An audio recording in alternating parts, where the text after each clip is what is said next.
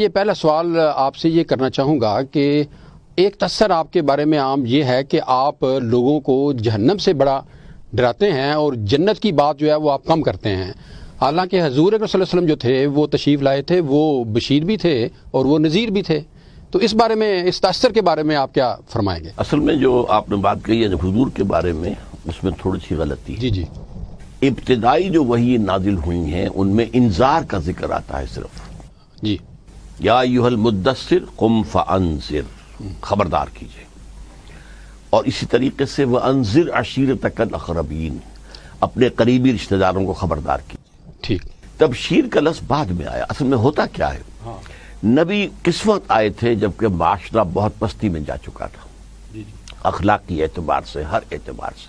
اب بشارت کس کو دیتے ہیں؟ ڈرانا مقصود تھا ان کو اس وقت، خوف دلانا، خبردار کرنا، نہیں، جی، انذار کے معنی خبردار کرنا کہ ہوش میں آ جاؤ، تمہاری زندگی صرف یہ زندگی نہیں ہے، آخرت کی ایک زندگی آنے والی ہے، اور اس دنیا کے اعمال کا تمہیں وہاں نتیجہ بھگتنا ہوگا۔ تو یہ انذار جو ہے ابتدا میں غالب ہے۔ البتہ اصولی اعتبار سے جب بات کہی گئی، اس میں تبشیر کو پہلے لائے ہیں، رسلا مبشرین و منذرین لئلا یکون للناس علی اللہ حجۃ بعد الرسل وکان اللہ عزیزا حکیما۔ ہم نے اپنے رسولوں کو بنا کر بھیجا، مبشر بھی، بشارت دینے والے، اور نذیر بھی۔ جب جو ایک طبقہ پیدا ہو گیا جو ایمان لے آئے، ایمان کی خاطر ماریں کھا رہے تھے، ایمان کی خاطر گھروں سے نکالے جا رہے تھے، ایمان کی خاطر جو ہے وہ محبوس رکھا جا رہا تھا، انہیں چینز کے اندر جکڑ کر، اب ان کو پھر بشارت دے رہے تھے پھر خوشخبری سنائی ان کو۔ جنت ہے۔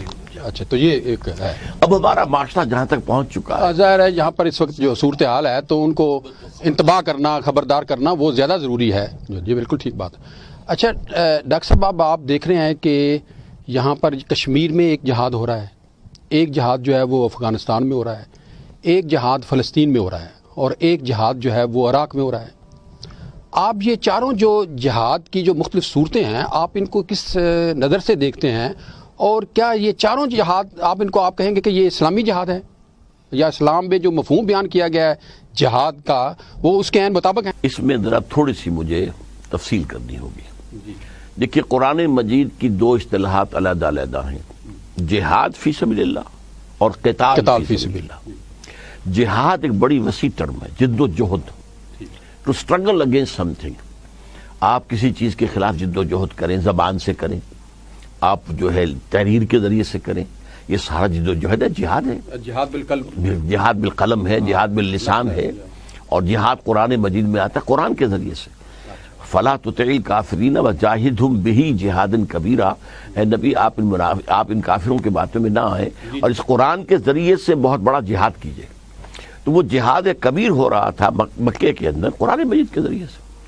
البتہ حضور کی زندگی میں صلی اللہ علیہ وسلم جب وہ سٹیج آ گئی، ایک حزب اللہ تیار ہو گئی، منظم بھی تھی، ڈیڈیکیشن بھی تھی، ان کی جو ہے وہ ڈیپ کنوکشن بھی تھی، تو اللہ تعالیٰ نے حکم دیا قتال کا، کہ اب باطل کے نظام کو ختم کرنے کے لیے میدان میں آؤ، قاتلوا ائمۃ الکفر، کفر کے جو امام ہیں، لیڈر ہیں، جو سردھرے ہیں، ان کے خلاف قتال کرو۔ اب قتال شروع ہوا ہے۔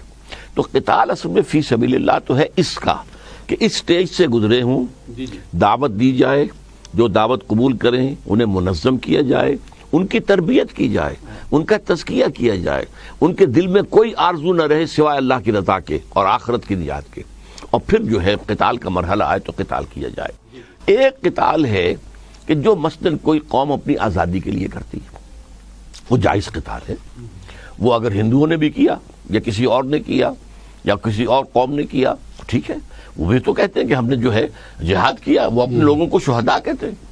آپ کو معلوم ہے بنگلہ دیش جب بنا ہے تو شہدائے بنگلہ، ان کا چوک ہے بہت بڑا، وہاں یادگار بنائی ہوئی ہے۔ کراچی میں ہے شہدائے اردو۔ تو یہ اصل میں معاملہ جو ہے وہ تو کسی بھی اسٹرگل کے لیے ہوگا۔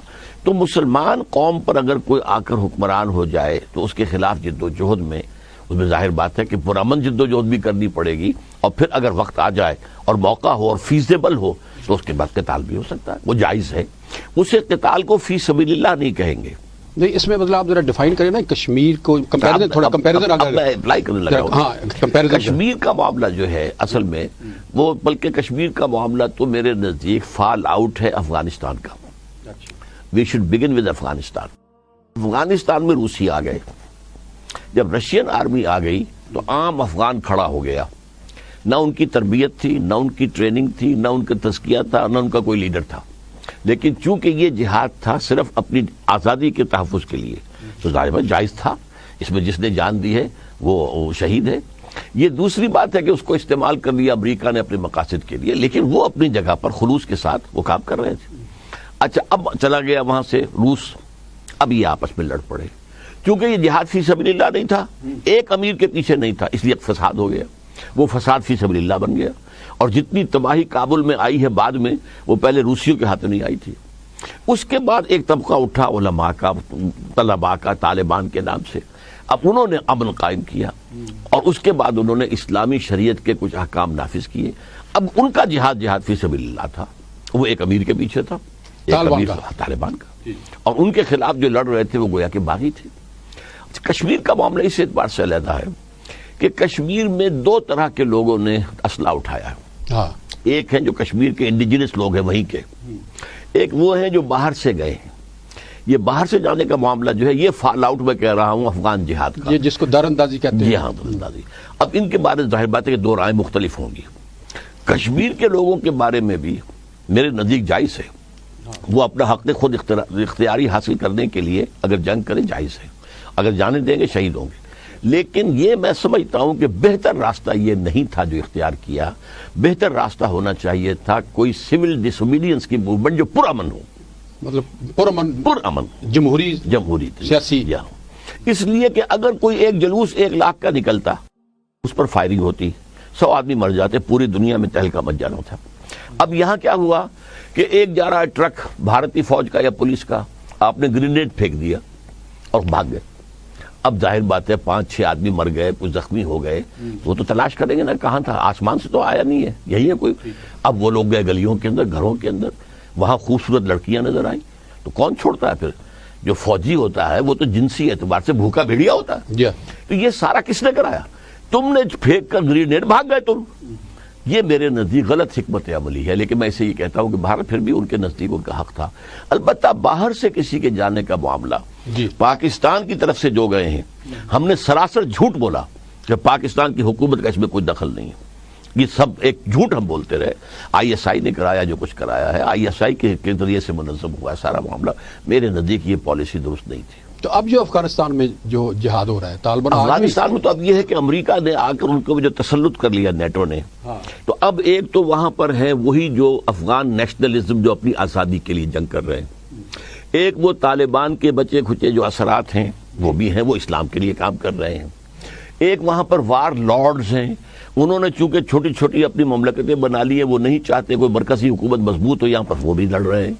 ایک ہیروئن وغیرہ کی جو ہے اسمگلرز ہیں وہ بھی ہیں. لیکن طالبان کی سٹرگل کو آپ جہاد کہوں گا، جہاد فی سبیل اللہ. تو اب یہ جو عراق میں جو صورتحال ہے، عراق کے اندر بھی یہی ہوا کہ وہاں تو اسلام کا کوئی مسئلہ تھا ہی نہیں. نہ صدام کا کوئی تعلق اسلام سے تھا، وہ تو باعث پارٹی جو ہے خالص سیکولر ملحد پارٹی تھی. لہذا وہاں پر مسئلہ اور تھا. یہی وجہ ہے دیکھیے کہ امریکہ عراق کے لیے بڑا کولیشن نہیں بنا سکا، نہ یورپ ساتھ آیا نہ کوئی اور آیا. لیکن افغانستان کے لیے اتنا بڑا کولیشن بن گیا اس لیے کہ یہاں معاملہ تھا اسلام کا. انہیں یہ خطرہ ہو رہا تھا کہ اسلام ایک پولیٹیکل سوشو اکنامک سسٹم کی حیثیت سے سامنے آ کر ہمارے نظام کے مقابل میں نہ آ جائے. 40 سال تک جو کولڈ وار ہوئی ہے پچھلی صدی میں، وہ نظاموں کی جنگ تھی، ورنہ وہ بھی عیسائی تھے، یہ بھی عیسائی تھے. اب انہیں خطرہ ہو گیا تھا کہ یہاں پر نظام آ جائے گا، اس لیے انہوں نے نپ دی ایول ان دی بڈ، ان کا جو ہے وہ چکنا چور کر دیا سارا معاملہ. اور وہاں پوری دنیا آ گئی. اور اس میں روس کی سپورٹ بھی ہے اور چین کی سپورٹ بھی ہے. چین کو بھی خطرہ ہے، سنکیانگ کے اندر جو ہے کروڑوں مسلمان آباد ہیں، اور وہاں پر بھی اس چنگاری اس بارود کے ذخیرے میں بھی جا رہی ہے. تو یہ معاملہ وہاں جو ہو رہا ہے اب وہ تو مختلف اپنا کہیے کہ ایک اس میں سیلف ڈیفنس بھی ہو سکتا ہے. اور اندیشہ جو زیادہ ہے، خطرہ جو ہے وہ یہ ہے امریکہ تو وہاں سے نکلے گا، نہیں رک سکتا. اور وہاں کی رائے عامہ جو ہے شدید اس کے دباؤ دے رہی ہے. لیکن پھر شاید وہاں پر بڑی سخت مزاحمت ہو رہی ہے، بہت بڑا خونی جو ہے معاملہ ہو جائے گا، آپس کی لڑائی.